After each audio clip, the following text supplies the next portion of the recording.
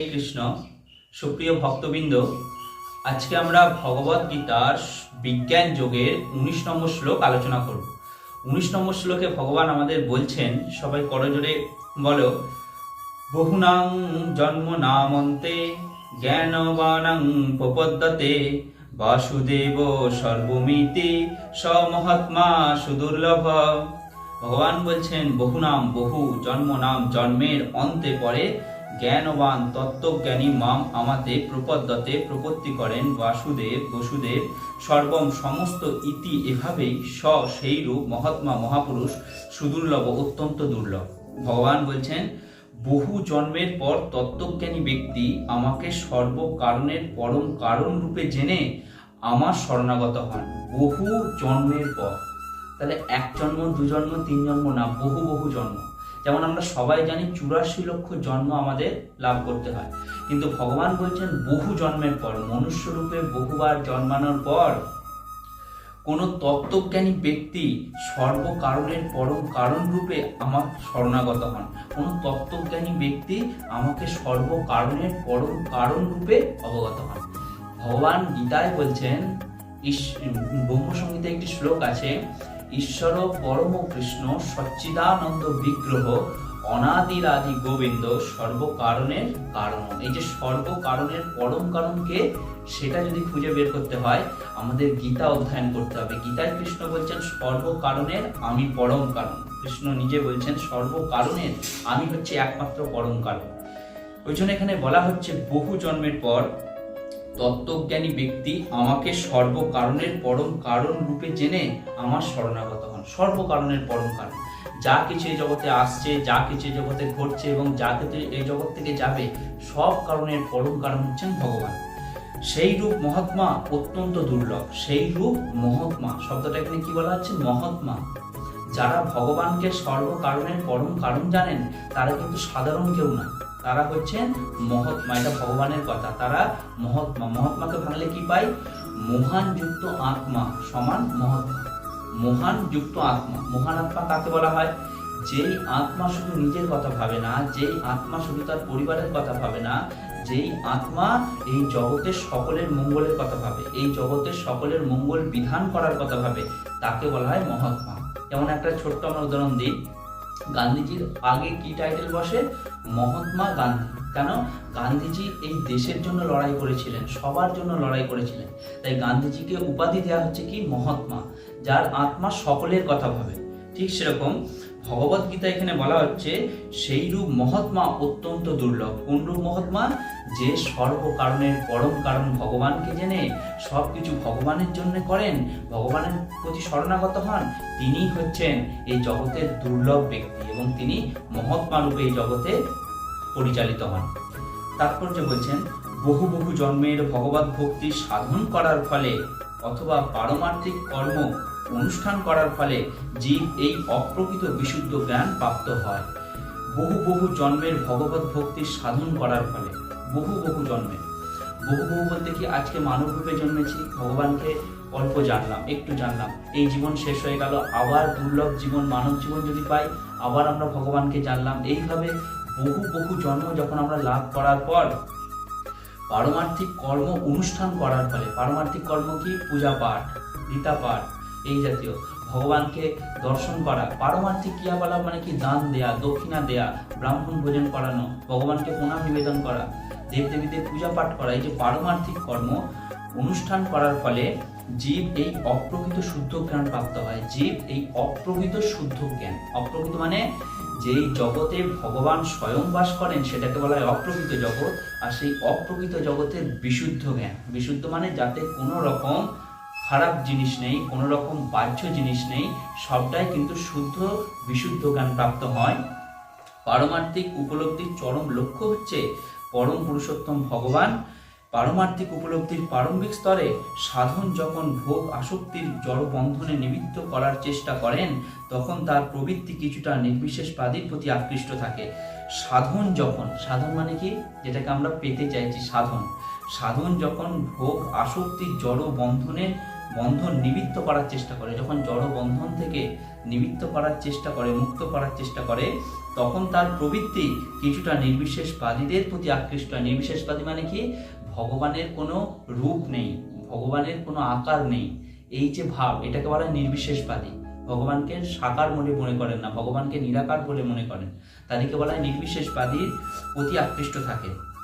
কিন্তু ক্রমে ক্রমে তিনি যখন উন্নতি লাভ করেন তখন তিনি বুঝতে পারেন পারমার্থিক জীবনেও অপ্রকৃত ক্রিয়াকর্ম আছে। পারমার্থিক জীবনেও অপ্রকৃত ক্রিয়াকর্ম, অপ্রকৃত মানে কি?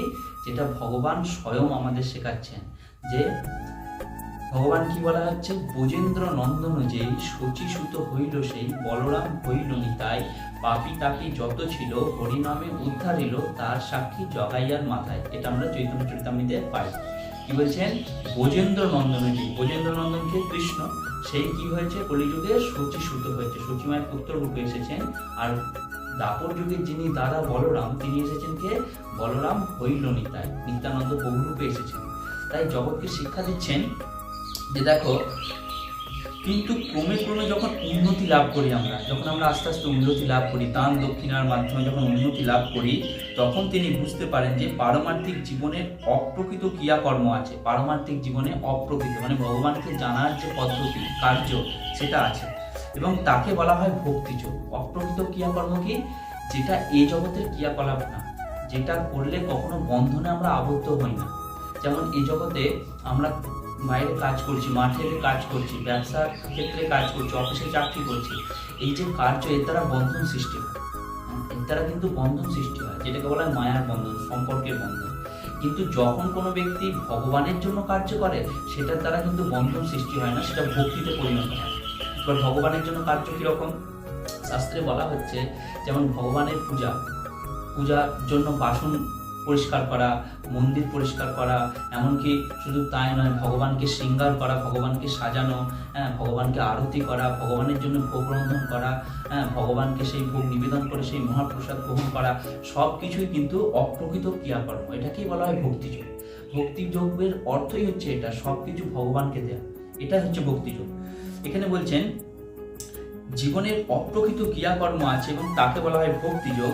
এটি বুঝতে পেরে তিনি পরম পুরুষোত্তম ভগবান শ্রীকৃষ্ণের প্রতি অনুরক্ত হন। এটা যখন আমরা বুঝতে পারি, তখন আমরা পরম পুরুষোত্তম ভগবান শ্রীকৃষ্ণের প্রতি আমাদের প্রেম আসে, অনুরক্ত হই আমরা, আমাদের মধ্যে তার প্রতি প্রেম আসে, এবং তার শ্রী চরণ কমলে আত্মনিবেদন করে। তখন আমরা ভগবানের চরণে আত্মনিবেদন করি, ভক্তি যোগের মাধ্যমে আত্মনিবেদন করি। এই অবস্থায় তিনি বুঝতে পারেন যে ভগবান শ্রীকৃষ্ণের কৃপাই হচ্ছে সর্বসার সর্বস্ব। ভগবান শ্রীকৃষ্ণের কৃপাই হচ্ছে একমাত্র সর্বসার সর্বস্ব। শ্রীকৃষ্ণ হচ্ছেন সর্বকারণের পরম কারণ, এবং এই বিশ্ব চরাচর তার থেকে স্বাধীন স্বতন্ত্র নয়। ভগবান হচ্ছেন সর্বকারণের পরম কারণ, আর এই বিশ্ব চরাচর ভগবানের থেকে স্বতন্ত্র নয়। এই বিশ্ব চরাচর ভগবানের মধ্যেই সীমিত, ভগবানের মধ্যেই সীমাবদ্ধ। ওই জন্য এখানে বলা হচ্ছে তিনি বুঝতে পারেন এই জড় জগৎ চিন্ময় বৈচিত্র্যের বিকৃত প্রতিবিম্ব। এই জড় জগৎ চিন্ময় বৈচিত্র্যের বিকৃত প্রতিবিম্ব। বিকৃতি মানে কি? যেটা চিন্ময় জগতে আছে সেটা কিন্তু এই জগতে আছে, কিন্তু এই জগতে কিভাবে আছে না, এই জগতে কামনা বাসনা যুক্ত রূপে আছে। ভগবান যখন জগতে কামনা বাসনা রহিত আছেন, আর এই জগতে কামনা বাসনা যুক্ত আছেন। ভগবান জগতে কামনা বাসনা রহিত কেন? কারণ ভগবানের জগতে কখনো কামদেবের প্রবেশ হয় না, ভগবানের জগতে কখনো বাসনার প্রবেশ হয় না। কিন্তু এই জগৎ ভগবান সৃষ্টি করেছেন, এই জগতে কামনা বাসনা ক্রোধ লোভ হিংসা সব কিছু আছে। তাই এই জগৎকে বলছেন যে এই জড়জগৎ চিন্ময়, এই জড়জগৎ চিন্ময় বৈচিত্র্যের বিকৃত প্রতিবিম্ব। সবকিছুই পরমেশ্বর ভগবান শ্রীকৃষ্ণের সঙ্গে কোনো না কোনোভাবে সম্বন্ধযুক্ত। সব কিছু, যেমন আমরা কথা বলছি, আমাদের যে কথা বলা, এটা একটা আমরা ভাষার মাধ্যমে প্রকাশ করছি, কিন্তু ভগবানও তিনিও কথা বলেন, তিনিও কথার ভাষার মাধ্যমেই কথা বলেন। কিন্তু এবারে আমরা যদি বিচার করে দেখি যে দেখো আমরা কত ভাগ্যবান, আমরা কত সুকৃতিশালী যে শ্রীমান চৈতন্য মহাপ্রভু এই জগতে এসেছেন, কলিযুগের প্রারম্ভে এসেছেন, কলি পাবন অবতারী রূপে এসেছেন। তিনি সমস্ত অবতারের অবতরী। তিনি এসে কোন ভাষায় কথা বলেছেন? তিনি এসে একমাত্র বাংলা ভাষায় কথা বলেছেন। আমাদের গৌরব হওয়া দরকার, আমাদের নিজেকে আনন্দিত হওয়া দরকার। কেননা অখিল বিশ্ব ব্রহ্মাণ্ডের মালিক ভক্ত রূপে এসে মহাপ্রভু তিনি স্বয়ং বাংলা ভাষাকে গ্রহণ করে বাংলা ভাষায় তিনি লীলাবিলাস করেছেন, বাংলা ভাষায় তিনি কথা বলেছেন। এটা আমাদের গৌরব হওয়ার ব্যাপার। এখানে ওই জন্য বলা হচ্ছে ভগবান শ্রীকৃষ্ণের সঙ্গে কোনো না কোনোভাবে সম্বন্ধযুক্ত আমাদের সব কিছু কার্যকলাপ। তাই তিনি বাসুদেব অথবা শ্রীকৃষ্ণের পরিপ্রেক্ষিতে সব কিছু চিন্তা করেন। তাই তিনি বাসুদেব বা শ্রীকৃষ্ণের পরিপ্রেক্ষিতে সব কিছু চিন্তা করেন। বাসুদেব শ্রীকৃষ্ণকে সর্বত্র দেখার এই অভ্যাস পরম লক্ষ্য ভগবান শ্রীকৃষ্ণের প্রতি তার পূর্ণ সমর্পণ এবং ত্বরান্বিত করেন। বাসুদেব শ্রীকৃষ্ণকে সর্বত্র দেখার এই অভ্যাস, আমাদের একটা অভ্যাস তৈরি করতে হবে যে সর্বক্ষণ বাসুদেবকে দর্শন করা। যেমন স্থাবর জঙ্গম দেখে না দেখে তার মধ্যে, সর্বত্র দেখে তার ইষ্টদেব স্ফূর্তি, সব দিকে দেখে তার ইষ্টদেব সর্বদিকে বিরাজিতমান। সেই জন্য গীতায় বলছেন যে সর্বত্র বাসুদেব শ্রীকৃষ্ণকে সর্বত্র দেখা এই অভ্যাস পরম লক্ষ্য ভগবান শ্রীকৃষ্ণের প্রতি তার পূর্ণ সমর্পণ ত্বরান্বিত করে। এই প্রকার শরণাগত মহাত্মা অত্যন্ত সুদুর্লভ। এই প্রকার কোন প্রকার? যে সর্বত্র তার ইষ্টদেবকে দেখেন, কৃষ্ণকে বাসুদেবকে দেখেন, তিনি এই জগতের সব থেকে দুর্লভ মহাত্মা। ওই জন্য বলা হয় কোটি কোটি মুক্ত পুরুষের মধ্যে একজন শুদ্ধ কৃষ্ণ ভক্ত। কোটি কোটি, যদি আমরা মুক্ত পুরুষের সন্ধান করতে চাই, কোটি কোটি মুক্ত পুরুষকে যদি আমরা একত্রিত করি, তার মধ্যে একজন দুর্লভ কৃষ্ণ ভক্তকে আমরা পাই। দুর্লভ কেননা কোটি কোটি মুক্ত পুরুষের মধ্যে তিনি এমন একজন ব্যক্তি যিনি সর্বত্র দেখে তার ইষ্টদেব স্ফূর্তি, তিনি সর্বত্র তিনি তার ভগবানকে দেখতে পারেন। ওই জন্য এখানে বলা হচ্ছে এই প্রকার শরণাগত মহাত্মা অত্যন্ত দুর্লভ। এই শ্লোকটি শ্বেতাশ্বর উপনিষদের 3য় অধ্যায়ে শ্লোক 14-15 খুব সুন্দরভাবে ব্যাখ্যা করা হচ্ছে। কি বলছেন? শ্বেতাশ্বর উপনিষদে বলছেন সহস্র শিষ্যা পুরুষ সহস্রাক্ষ সহস্রপাদ সভূমিং বিশ্বহত্তা অধিষ্ঠিতম সিদ্ধুল্লম পুরুষম এবদৎ সর্বং যদ্ভিত্তম যচ্চভব্যম উদামিত্যস্ত শোষণ্য যদন্নতি রহতি।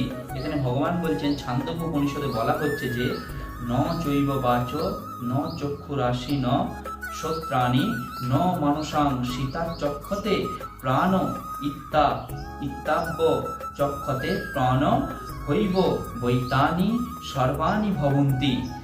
জীবের দেহের মধ্যে বাক শক্তি, দৃষ্টি শক্তি, শ্রবণ শক্তি, চিন্তা শক্তি আসল জিনিস নয় আমাদের স্বরূপের মধ্যে।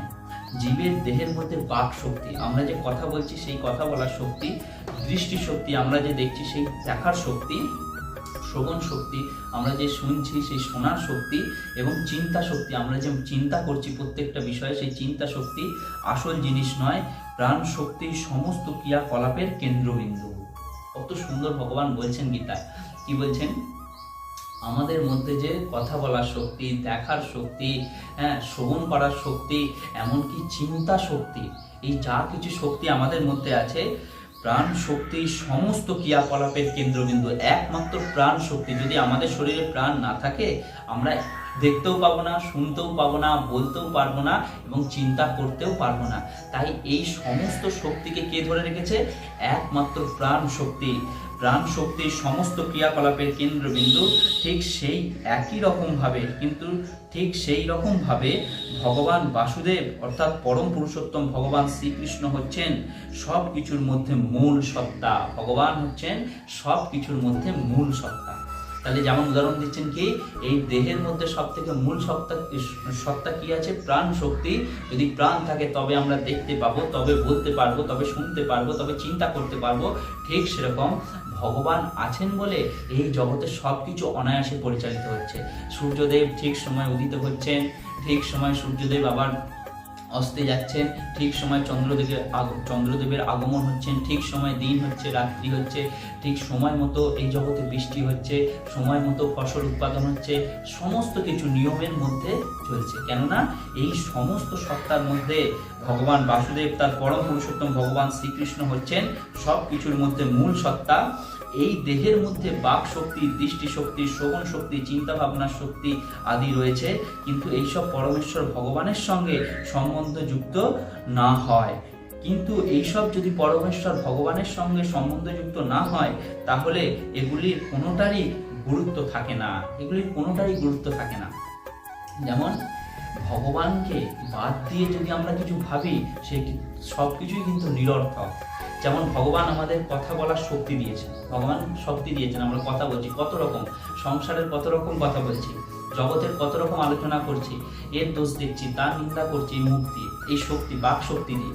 কিন্তু ভগবান বলছেন এর দ্বারা তোমার মঙ্গল হবে না। মঙ্গল কখন হবে? যখন এই বাক শক্তি দিয়ে আমার গুণগান করবে, যখন এই বাক শক্তি দিয়ে আমার দিব্য নাম উচ্চারণ করবে, হরে কৃষ্ণ কৃষ্ণ কৃষ্ণ হরে হরে, হরে রাম রাম রাম হরে হরে, এই দিব্য নাম উচ্চারণ করবে, তবেই তুমি বাক শক্তির যথার্থ ব্যবহার করছো। দৃষ্টি শক্তি, এই চোখ দিয়ে আমরা কত রকম দৃশ্য দেখছি, যখন এই দৃষ্টি আমরা ভগবানের প্রতি নিক্ষেপ করবো, যখন এই দৃষ্টি আমরা ভগবানকে দর্শন করবো এই চোখের মাধ্যমে, তখন কিন্তু দৃষ্টিশক্তি সার্থক। শ্রবণ শক্তি, যখন এই জগতের কত রকম কথা আমরা শুনছি, কিন্তু এই সব রকম কথা শোনার পরেও যদি আমরা ভগবান কথা এই কর্ণে শ্রবণ করি, তখন এই শ্রবণ শক্তিও কিন্তু ধন্য হয় এবং এই শোনার মাধ্যমে ভগবানের প্রতি আমাদের প্রেম বাড়ে। কেন? ভক্তি পথে নবদা ভক্তির প্রথম পর্যায় হচ্ছে শ্রবণ, তারপর কীর্তন, আগে শ্রবণ। যদি আমরা শ্রবণ নিষ্ঠা সহকারে করি, অবশ্যই আমাদের মধ্যে ভগবানের ভক্তি জাগরিত হবে এবং তখন আমরা কীর্তনের প্রতি আকৃষ্ট হতে পারি। ওই জন্য এখানে বলছেন, তারপরে বলছেন চিন্তা শক্তি। যখন আমরা বললাম, যখন দেখলাম, যখন শুনলাম, তারপরে কি চিন্তা শক্তি আসে, চিন্তা করি আমরা যে কোনো ব্যাপার। ধরে নাও এই জগতের আমরা যদি একটা উদাহরণ দেওয়া হয়, এই জগতের কোনো একটা ব্যক্তিকে আমি দেখলাম, তার সাথে কথা বললাম, তার কথা শুনলাম, তারপরে তার প্রতি কেমন, সেই ব্যক্তি কেমন, সেই আচরণটা কখন করি? চিন্তার মাধ্যমে আমরা করতে থাকি যে এই ব্যক্তির কথাবার্তা এইরকম, এই ব্যক্তিকে দেখতে এইরকম, এই ব্যক্তির এই চাল চলন এইরকম, সব কিছু আমরা বিচার করি কিসের মাধ্যমে? চিন্তার মাধ্যমে। ভগবানের ক্ষেত্রে ঠিক সেরকম, ভগবানকে যদি আমরা দেখি, ভগবানের কথা যদি আমরা শুনি, ভগবানের কথা যদি আমরা বলি এবং ভগবানের কথা যখন আমরা চিন্তা করব, তখনই কিন্তু মানুষ আস্তে আস্তে ভগবানকে পাওয়ার দিকে এগোতে থাকবে, ভগবানকে লাভ করার দিকে এগোতে থাকবে। তাই এখানে বলা হচ্ছে, যেহেতু ভগবান বাসুদেব সর্বব্যাপক এবং সবকিছুই হচ্ছেন বাসুদেব স্বয়ং, তাই ভক্ত পূর্ণ জ্ঞানে আত্মসমর্পণ করেন। তাই ভগবানের কাছে ভক্ত পূর্ণ জ্ঞানে, যে হে প্রভু তুমি ছাড়া আমার কাছে আর কেউ নেই, এইভাবে পূর্ণ জ্ঞানে আত্মসমর্পণ করেন। এটা হচ্ছেন ভক্তের লক্ষণ, এটা হচ্ছে ভক্তের ব্যবহার। যে সব কিছু জানার পর তখন আর কোনো রাস্তা না পেয়ে একটাই রাস্তা, যে সব কিছু মানস দেহ গেহ যাহা কিছু মোর অর্পিলু তুয়া পদে নন্দ কিশোর, এইভাবে সব কিছু ভগবানের চরণে আত্মসমর্পণ করেন এবং সে ভগবানকে তার নিজের জীবনের থেকেও বেশি বলে মনে করেন। এটাই হচ্ছে ভক্তির লক্ষণ, ভক্তের লক্ষণ। তাই এই শ্লোকে আমরা অনায়াসে বুঝতে পারলাম যে ভগবান বললেন, বহু বহু জন্মের পর কোনো তত্ত্বজ্ঞানী ব্যক্তি সর্বকারণের পরম কারণ রূপে আমাকে জেনে আমার প্রতি আত্মসমর্পণ করেন, আমার শরণাগত হন, এবং সেই ব্যক্তি কিন্তু অত্যন্ত দুর্লভ এবং সেই ব্যক্তি এই জগৎকে পাবন করার জন্য, পবিত্র করার জন্য চারিদিকে বিচরণ করেন। তাই সকলকে অসংখ্য অসংখ্য ধন্যবাদ গীতার বিজ্ঞান যোগের 19 নম্বর শ্লোক শ্রবণ করার জন্য। সকলের শ্রী চরণ কমলে আমার প্রণাম।